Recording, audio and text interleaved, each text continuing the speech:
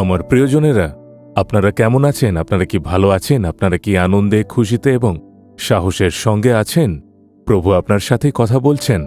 আপনাকে সবসময় সাহসী এবং আনন্দিত থাকতে হবে। আপনাদের আনন্দ দেওয়ার জন্যই আমরা এখানে সেখানে ঘুরে বেড়াই, নানা রকম সুন্দর জায়গা খুঁজি, আর সেখান থেকে আপনাদের সঙ্গে কথা বলি। তাই তো আমরা চাইলে একটা ঘরে বসে আপনাদের সাথে কথা বলতে পারি, কিন্তু আপনারা যখন এই সুন্দর জায়গা দেখেন তখন আপনাদেরও ভালো লাগে, তাই তো?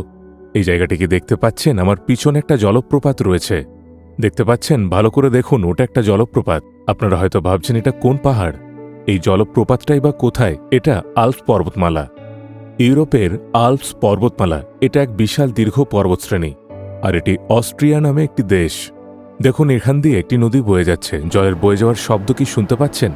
কি সুন্দর, তাই না? চারপাশ এতটাই শান্ত যে আমরা জলের আওয়াজও শুনতে পাচ্ছি, চড়ুই পাখিদের কিচিরমিচিরও শুনতে পাচ্ছি।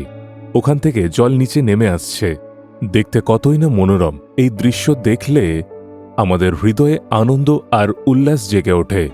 যে ঈশ্বর এই অপূর্ব সৃষ্টি করেছেন তিনি আমার ঈশ্বর, তিনি আমার পিতা। তিনি যদি এমন অসাধারণ সৃষ্টি করতে পারেন, তাহলে কি তিনি আমার জন্য কিছু করতে পারবেন না?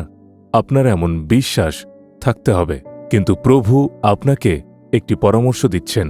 আপনাকে কি করতে হবে জানেন? অনেক সময় আমরা ভুল করে ফেলি, তখন ভাবি আমি কি ভুল করেছি। এফেসীয় তার 4:26 পদে বলা হয়েছে, ক্রুদ্ধ হইলে পাপ করিও না। আমার প্রিয় সন্তান, কখনো কখনো রাগ হতে পারে। বাড়িতে, কর্মক্ষেত্রে, প্রতিবেশী কিংবা পরিচর্যার জায়গায় এমন পরিস্থিতি আসতে পারে যা আপনাকে রাগিয়ে তুলবে। কেউ না কেউ এমন কিছু করবে যার কারণে আপনি রেগে যাবেন। কিন্তু প্রভু আপনাকে বলছেন, পাপ করো না, পাপ করো না। রাগের সময় আপনি যে কথাগুলো বলেন সেগুলো আরও বেশি ক্ষতি করতে পারে। বাড়িতে কেউ যখন আপনাকে উত্তেজিত করে তোলে, তখন আপনি রাগের মাথায় আপনার সন্তানকে, বাবা মাকে, স্বামীকে বা স্ত্রীকে কিছু বলে ফেলেন, এমনকি শাশুড়ি বা বৌমাকেও। আপনার বলা সেই কথাটি যদি তাদের হৃদয়ে আঘাত দেয়, তাহলে সেই আঘাত হয়তো সারা জীবন তাদের হৃদয়ে থেকে যাবে। সেই কারণেই প্রভু বলছেন, আপনার রাগ হতে পারে, মানুষ এমন আচরণ করতে পারে যে আপনাকে রাগিয়ে দেবে, কিন্তু আপনি যেন পাপ না করেন। আপনার কথার বিষয়ে আপনাকে খুব সাবধান হতে হবে। আপনি হয়তো ভাবছেন, আমি রেগে গেলে কি করব? আমারও তো রাগ হয়। কেউ কেউ আমাকে জিজ্ঞেস করে, আপনার কি কখনো রাগ হয় না? আমারও হয়। যারা আমার সাথে থাকেন তাদের জিজ্ঞেস করলেই জানতে পারবেন। কিন্তু রাগের সময় কি করতে হবে, প্রভু আমাকে তা শিখিয়েছেন। আপনাকে শান্ত থাকতে হবে। শান্ত থাকুন এবং ঈশ্বরের প্রশংসা করুন। ব্যাস এটাই। আপনার রাগ হলে চুপ করে থাকুন, বলুন, প্রভু তোমাকে ধন্যবাদ। রক্ষা করো যেন পাপ না করি, জিহ্বাকে সংযত করো। আমার ভ্রমণের সময়, বিমানবন্দরে, রাস্তায়, ট্রাফিকের মধ্যে অনেক সময় মানুষ এমন কিছু করে যা আমাকে রাগিয়ে দেয়। তখন আমারও মনে হয় কিছু একটা বলি, ওরা কেন এমন করছে? কিন্তু প্রভু বলেন, চুপ থাকো, রাগ করো না, কথা বলো না। রাগ হলে ধৈর্য ধরুন, চোখ বন্ধ করে বলুন, ধন্যবাদ যিশু, তোমার অজান্তে কিছুই ঘটে না। প্রভু তারা যা করছে তার জন্য তোমাকে ধন্যবাদ, আমাকে শান্ত হতে শেখাও। এভাবে প্রার্থনা করার পর সবকিছু বদলে যেতে পারে। ব্যাস এটাই।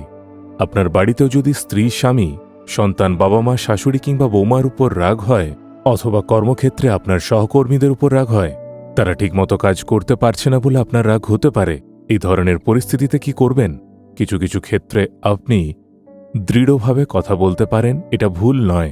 কোনো ভুল শোধরানোর জন্য কখনো কখনো আপনার অসন্তোষ প্রকাশ করাও দরকার হতে পারে। আমাদের পরিচর্যার ক্ষেত্রেও কখনো কখনো লোকেরা বুঝতে পারে যে আমি রেগে আছি।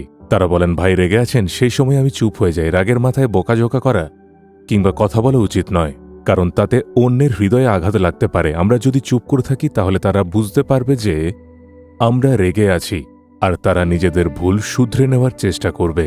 ঠিক একইভাবে আপনার রাগ হলেও পাপ করবেন না। রাগের সময় আপনি যে কথাগুলো বলেছিলেন, সেই কথাগুলো হয়তো আজও আপনার পরিবারকে কষ্ট দিচ্ছে। রাগের মাথায় বলা আপনার কথাগুলো অনেকের হৃদয়ে আঘাত করেছে। তাই প্রার্থনা করুন, প্রভু আমার জিহ্বাকে সংযত করো, আমি রেগে গেলেও যেন আমি পাপ না করি। তাহলে প্রভু আপনার প্রতিদিনের জীবনে আপনাকে পাপ থেকে রক্ষা করবেন। বলুন, প্রভু আমি রেগে গেলেও যেন পাপ না করি, কোনোভাবেই আমি যেন কাউকে কষ্ট না দিই এবং যেন কাউকে অপমান না করি, আমি যেন কাউকে আঘাত না করি। আমাকে এসব থেকে রক্ষা করো, যিশুর নামে, amen, amen. Jesus redeems Bengali YouTube চ্যানেলটি সাবস্ক্রাইব করুন। বেল আইকনটি ক্লিক করুন আমাদের প্রতিদিনের নতুন প্রোগ্রাম সম্পর্কে আপডেট পেতে।